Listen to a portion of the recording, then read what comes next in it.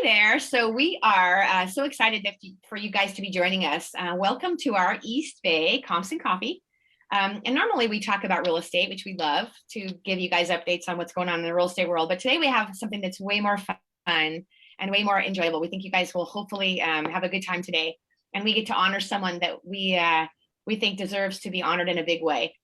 So we decided a couple weeks ago that as California gets to a place where we're opening, right, we're almost, at least that's what we've been told, June 15, our state should be fully opened, hopefully. But as we get to that place, we wanted to take some time and honor some heroes. You know, this last year and a half has been, for a lot of people, needless to say, brutal, right? So we thought the most special in all of us can be grateful for. Some of the people that have had to endure the hardest has been teachers. So we've got someone very special today that we wanted to introduce you all to. Our dear, wonderful, I guess we can share, family, of course. My sweet niece, Lindsey Mullen. So Lindsey's a teacher, and so we're going to ask her some questions and have Lindsey share, you know, some of the hard lessons learned and some of the struggles of this last year and a half. So thank you, Lindsey, for coming with us today. Very welcome. Thank you for having me. Yeah, so we're gonna have you share just a little bit, and then we each have some questions that we've been excited to ask you. So, how long have you been a teacher, and tell us about where you teach? This was my 4th year teaching, and I teach in Pittsburg, the Pittsburg Unified School District, at Marina Vista Elementary, in 2nd grade. 2nd grade. Oh, yeah. So that has to be, I would say, probably the hardest, I would think, because 2nd graders, they're not like kindergarten where they're not like, you're trying to really teach them and they're little, you know, it's like, oh, so 7 years old. Yeah, awesome. So, and Lindsey, of course, so we're all family. TJ's just like family. So, you know, so Kim, of course, Kim and I are sisters, but so Lindsey is my niece and Kim's daughter, but I know Kim, you had a big question, so. I did. So I know that this last year obviously had a lot of challenges. And so if you could just chat a little bit about what was some of your biggest challenges that you faced with teaching this last year during distance learning. So my biggest challenge was just being okay with the unknown and allowing myself to make mistakes was probably a big challenge for me because, you know, when I go through the credential program, we were taught a lot of hands-on learning, partner work, and we weren't taught how to teach through Zoom. So it was like we were all 1st year teachers, every teacher who, and if you're teaching for 20 years, this was like you're a 1st year teacher all over again. And that was a big challenge, just allowing yourself to make mistakes and be okay with learning from the mistakes and moving on. Yeah. What do you think? I mean, in terms of like, I know 2nd graders are so young, and with all this technology that they were kind of having to adapt to, like how did 2nd graders do? Like, how did they adapt to the challenge of the technology? They adapted probably better than I did. I'm actually, you know, surprised at how well they were dealing with technology and learning from all these resources that I was throwing at them and taking a positive attitude towards it. They enjoyed being for the most part, they enjoyed, you know, learning new applications and resources, and they did really well. So I am very proud of all of them for the perseverance that they faced as well. Yeah. Mm-hmm. Yeah, wow. It's like we were chatting before we started, and we were talking about how so many parents and those of us watching from the outside, because if we no longer have children that are young, the complaining about what the kids and the parents were having to endure without really thinking as much, although we were heartfelt about teachers, it just wasn't as front and center, right? Because we weren't spending as much time with teachers and seeing how you guys had struggled and how hard it was, the difficulty. So yeah, crazy. The teachers were working probably double the time they would work in class, making PowerPoints and just trying to engage these these kids, whether they're in high school or in kindergarten or, young, and just making it fun for them was a difficulty, but we all learned and we got there and we did it. Yeah. Wow. That's got to be so tough. I know my daughter's 5, so I know that's a couple years younger than, second grade. And we had such a tough time. I mean, like, she actually hated it, hated the Zoom, did not want to go on Zoom. So, I think a big question is, how, like, kind of piggybacking off Kim, what was like one thing that stood out to you that a student adapted, that could really help maybe other students and parents? I had a couple students who were English language learners, and this was Zoom was hard for them and hard for the parents. And I had one student who worked so hard, and she was able to, by the end of the year, give me full complete sentences, and that was really big for her. Wow. So proud of just how hard she worked. She would raise her hand, and she was so excited to be there every day. And it was just a very, a very successful story. And she was one that I would want others to look up to, just to, even though we're on Zoom and you're not talking, because it's very important that they're socializing, and she was able to do it. And that was just such a big accomplishment for her. Yeah. Wow. Yeah. It's like, cool. Very cool. So cool. I know it's like we were talking before we went officially live about how a teacher, one good teacher can make a lifetime difference for a student that struggles on anything. It's like, I know my kids, Felicia, of course, is my wonderful daughter, thinking back to some of the teachers you had that made such an impact in, ultimately your confidence and everything. It's like so important. So kudos to teachers, Lindsey. It's such an important job. Kudos. You guys don't always get rewarded and talked to the way that you should, Yeah. Appreciated. Appreciated. Exactly. Yeah. And I know TJ, you had a big question that was awesome. Yeah. So did you learn anything like kind of throughout the whole process with COVID and switch up your whole routine and the way that you teach? Is there anything that you think that you're going to either change or carry with you as we like open up back to normal? Yes, I probably will be. I'm as excited as I am to open up back to normal. I'll still be using some of the same platforms that I taught through COVID. Things that I thought worked really well to engage them technology-wise. I would say, as a teacher, before we were in person, I didn't take advantage of all of these wonderful programs and resources online that I'm just now learning about. So I will definitely be using some of those in person as well, especially since students are already they've already been exposed to them and they know how to use them. And so I think that it'll be a benefit when we go back to class to use some of those resources I've learned.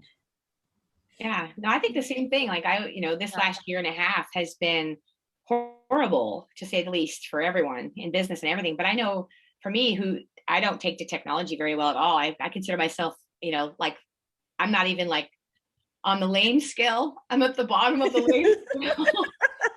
But there's still some technology that I was forced to learn that I think is good. It's like we all have gotten out of our comfort zone a little bit.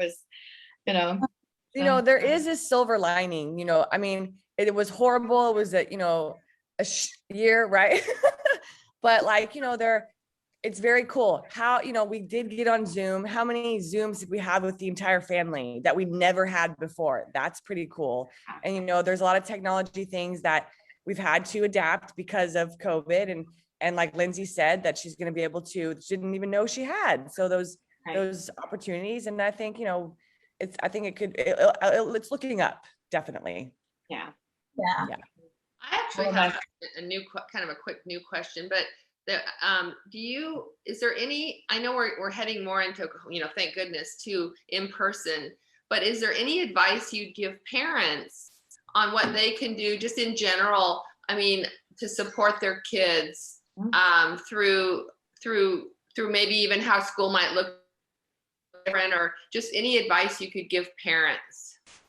I would say too, for parents, this year was hard on them as well. And I was very thankful to have patient and supportive parents this year. And I would say to continue to be patient and work with us, because even though we are going back in person, it will look a little different and things are not going to be the same quite yet. And just to continue to be supportive of the teachers and just continue to work with us and continue to be patient, because that was huge for me, I would say. But I am, like I said, I'm very lucky. I had a wonderful group of students, and I had most of my parents were just amazing and wonderful. So, just to continue working with us and helping your child succeed. Yeah. Well, and I know, Lindsey, you are so sweet and optimistic, but there had to be days during this last year and a half where you were maybe struggling with the choice of being a teacher. Did you ever feel that way? Like, I can't do this kind of thing? Is that? I did, yes. Yeah. Especially in the beginning of the year. Yeah. Your students hadn't quite learned what our routine was. And I had one kid who was, he didn't like Zoom, and he didn't want to be on Zoom, and he felt like he was losing some confidence. And one thing I did with him is I would pull him after class and have everyone log off, and I would have him repeat that he's amazing, and he would have a big smile. Oh, I love it. Yeah. Good job, Lindsey. That gives me tears, I gotta say. Yeah, it was a big thing for him, because for some students, they really needed that connection with other students, friendships, recess, socializing outside of the classroom. And this was one who really needed that. And so you have to give him some one-on-one where you take a minute to just be with him alone, or another student, who's not doing well, and just let them know you believe in them. Sometimes that's all you need. That's wonderful. Wow, so wonderful. Agreed. I'm not giving up on you, so don't give up on me. Exactly. Remember that. So I know, and getting a little on the lighter side. So what was some of the there had to be some funny moments with a bunch of second graders in their homes.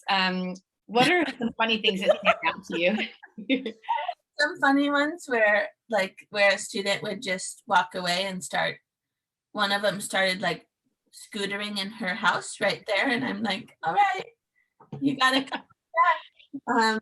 Or like one time a student just put on a Spider-Man costume.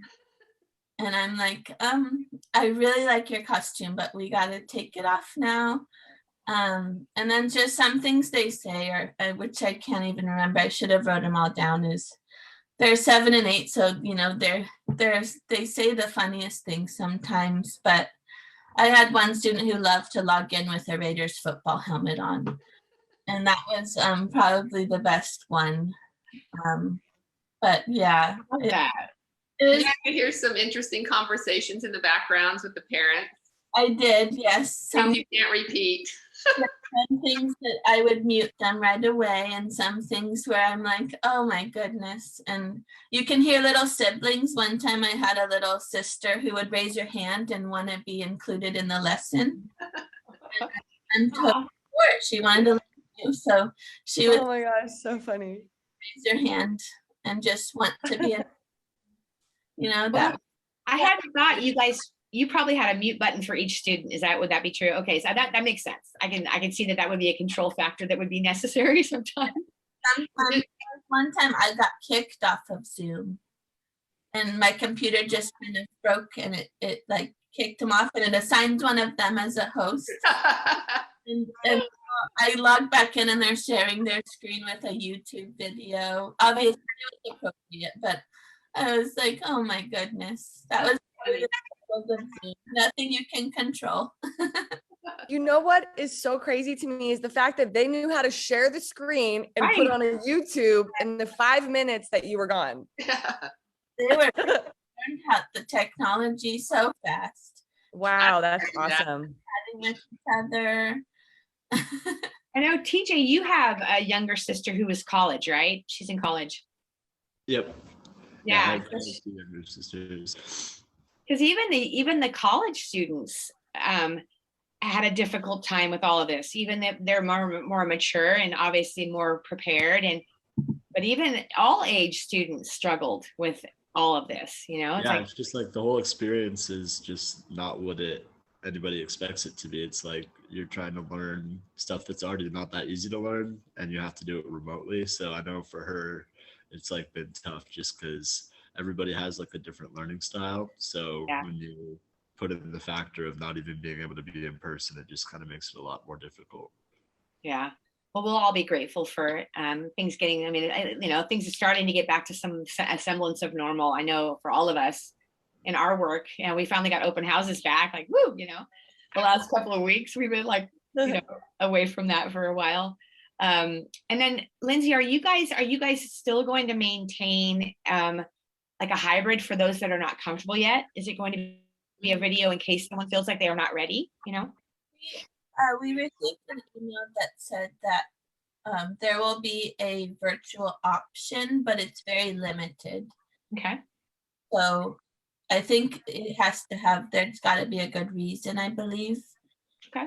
But it's still kind of up in the air and unknown. They are asking some teachers who would like to be a distance learning teacher. For me, that's not quite my style. I think I'm ready to go back in person, but that's what they're talking about. Yeah, I was just curious about that. If children, and is there another question that I was just real curious about is, even though our state might be lifting mandates, are the children still going to be required to wear masks? That was one question. I have a client who asked me if I knew. In our district, we are requiring masks for them and for the teachers right now. Yeah, we'll see how. Now says it can change anytime, but as of right now, that's what they're going with. Yeah. Are there any other that they've shared with you? Any other differences that school might look like other than masks? Right now it's just like a distance in the classroom of 3 feet. And I don't know anything else, but I think we will be learning throughout the summer what recess will look like and what lunches will look like, but we haven't heard anything right now. I think they're still working on coming to a decision with all of it. Yeah, it'll be interesting. Well, we all have a lot to celebrate for sure. Just the fact of, the gratitude for family and I think that's one thing that we've all become much more is just grateful for everything, as difficulties challenge us, it makes us have to be stronger about everything. So I think that's, one good learning for sure. Good learning. And one thing that no one has shared yet, Lindsey, is not only were you trying to teach little kids all this, and you're expecting a baby next month or this month, I guess. So yeah. So Lindsey's been pregnant all this time trying to teach kids. How hard is that? My patience is tested a little more than I would say, under pressure, pregnancy is a stressful, wonderful, beautiful, but still, it still can be challenging. Probably and that would be one of the more challenging ones. Yeah, you will remember back on this for sure. I'm sure, all of us. Yeah. Well, thank you all. Is anyone else? If you guys have any other questions for Lindsey, anything that we think that would be good for us to, have her share?